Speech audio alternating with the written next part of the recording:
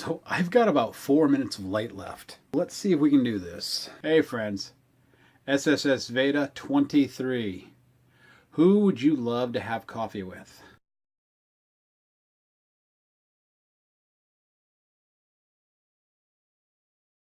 This is another one of those hard questions because there's a lot of people that I'd love to have coffee with. There are some people who are no longer with us that I'd like to have coffee with. I think that Teddy Roosevelt would be awesome. My grandfather, he apparently was an interesting character. I would have loved to have gotten a chance to hang out with him. Actually, both of my grandfathers. One of them died before I was born, and the other one died when I was 2 or 3. Never really got to know either one of them. That would be cool. But among the living, the person I would most love to have coffee with right now would be Tim Ferriss. Tim Ferriss is in the rapid skill acquisition space. Thank you, Roberto. Roberto Blake, I asked him the question of, how do I follow my passion when if I really do it, there's a good chance I'm just going to look like a raging Tim Ferriss fanboy. He was like, don't worry about it. You're going to have a different perspective. So that's what I'm doing. I would love to be on Tim Ferriss's podcast. I probably need to finish my book. There's a few other things I could do, but that would be awesome. And at the same time, I'd love to have Tim Ferriss here and share him with you guys.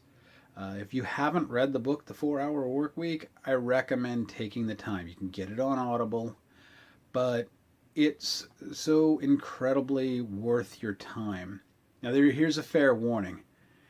He was very careful with his personal brand, and he wrote it with the intent that you were either going to like him or hate him, which goes to a session that I'd love to talk with Tim over coffee without camera, and that's the negative side of a personal brand. How does he decide what doesn't go into his personal brand? The stuff you will never catch him talking about, the questions that people just don't ask him, or he says, I don't talk about that. The biggest reason for wanting to have Tim Ferriss here is because he has done such an amazing job of harnessing the 80-20 rule.